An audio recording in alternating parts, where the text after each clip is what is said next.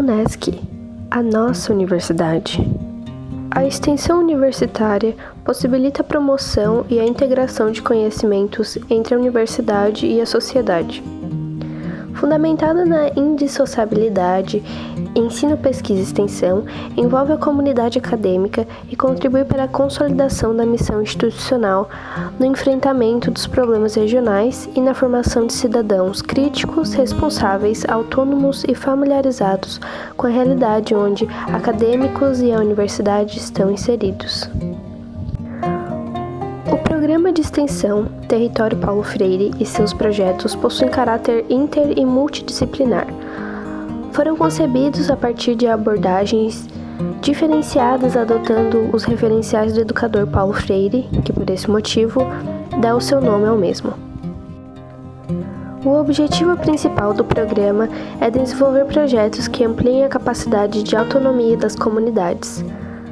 Ao todo, são 12 projetos, que envolvem mais de 40 professores e mais de 30 alunos.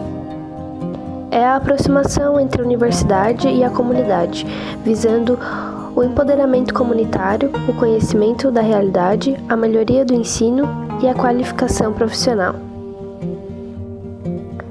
O projeto Cidadania na Terceira Idade, o envelhecimento saudável no território Paulo Freire, atua com as áreas de arquitetura e artes visuais, em grupos de idosos, com o intuito de promover atividades relacionadas ao corpo, coordenação motora fina e grossa, socialização de conhecimentos e memórias, agregando valor através da poética e sensibilidade da arte e trabalhando a questão espacial, instruindo o cuidado para com a casa, evitando acidentes decorrentes da debilidade do envelhecimento.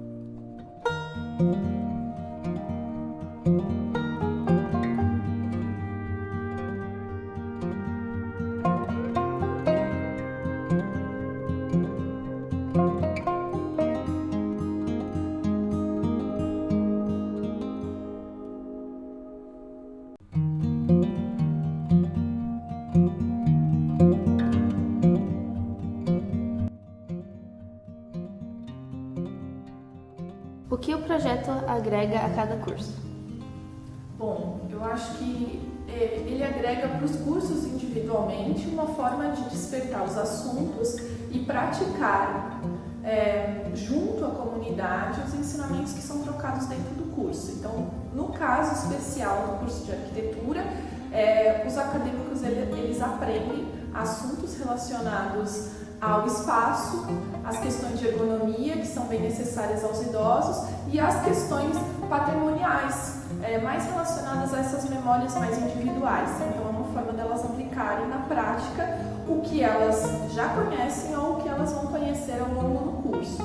Além disso, essa troca com a comunidade também vai despertando e vai apresentando elas para esse universo de uma maneira que elas estão se apresentando como futuras profissionais e que pode ser futuramente, se elas quiserem, um nicho para elas trabalharem e tudo mais nessa questão do idoso, que é tão necessária e que provavelmente nos próximos anos será uma demanda ainda mais forte na arquitetura.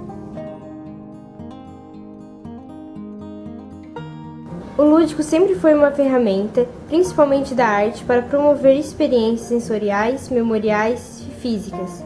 Evidentemente, isso traz muitos benefícios, mas especificamente para os idosos, como contribui?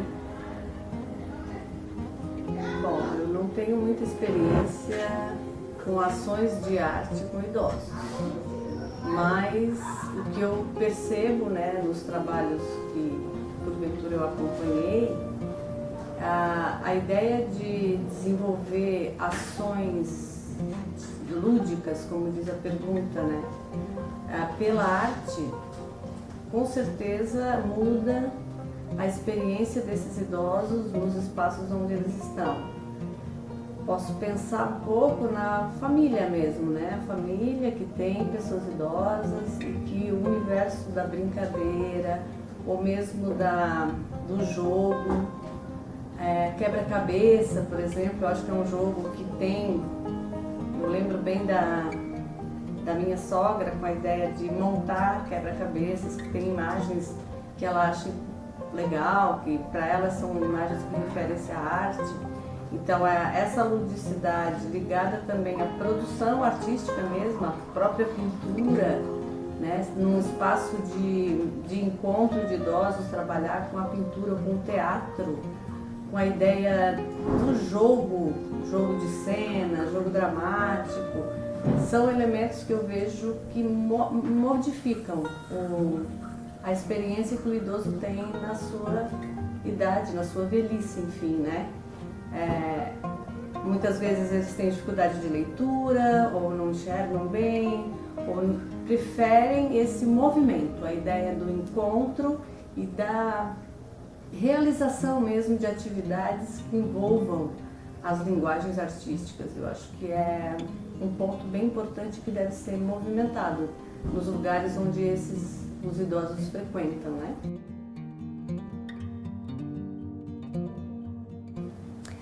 Ainda é comum associar a velhice a circunstâncias negativas, como solidão, abandono, incapacidade e doença. Devido a essas associações, as pessoas acabam se distanciando mais e mais de pensar em como vão envelhecer. Essa visão se torna uma barreira para chegar bem à velhice e permanecer nela com saúde, qualidade de vida, dignidade e autonomia. Temos de transformar essa concepção, mas como podemos fazer isso?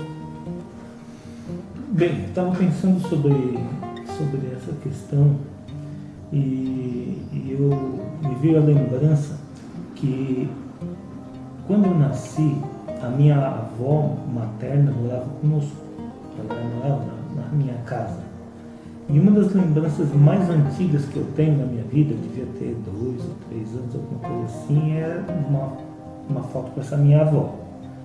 E há um tempo atrás, alguns meses atrás, eu estava na minha casa da minha mãe e estava vendo as fotos antigas e eu vi essa foto minha com a minha avó. E aí eu comecei a fazer as contas, porque a lembrança que eu tinha é que a minha avó sempre foi uma velhinha. Ela sempre era uma velhinha, sempre tive essa lembrança na minha vida. E aí eu estava vendo essa foto e fazendo umas contas com a minha mãe. Para minha surpresa assustadora, naquele momento a minha avó devia ter uns 50 anos. E eu hoje já tenho 53. E aí eu estava pensando sobre isso, como há 1 ou 2 gerações atrás, ter 50 anos era muito mais, a pessoa era muito mais idosa do que ter 50 anos hoje em dia. A minha mãe hoje, então, ela tem 80 e ela é super independente, ela vai ao mercado sozinha, pega Uber, tem Facebook, tem WhatsApp, essas coisas todas, né? E eu imagino que eu também, se tudo der certo, vou chegar numa idade tipo essa, de 70, 80 anos, ainda com um certo grau de autonomia. Então, eu acredito que essa relação da velhice com a falta de autonomia, ela existe, mas ao longo do tempo, o que significa velhice mudou. Então, há 45 anos atrás, ter 50 anos era considerado um idoso.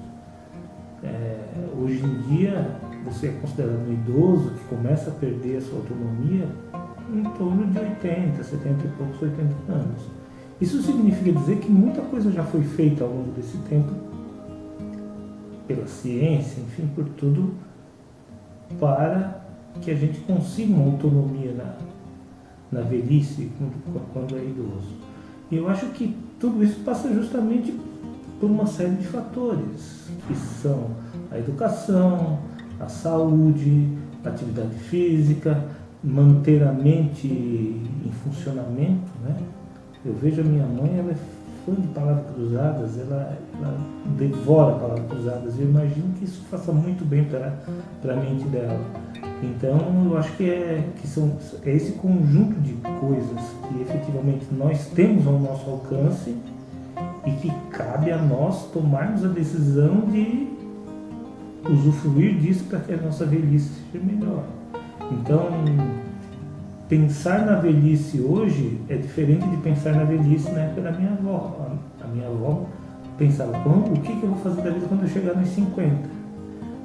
Hoje, o que eu vou fazer na vida quando eu chegar nos 80? Então, eu tenho 30 anos ainda a pensar nisso, praticamente, né? Então, eu acho que são essas as questões, mas eu acredito que as respostas estão disponíveis para nós, e nós é que precisamos tomar as decisões corretas.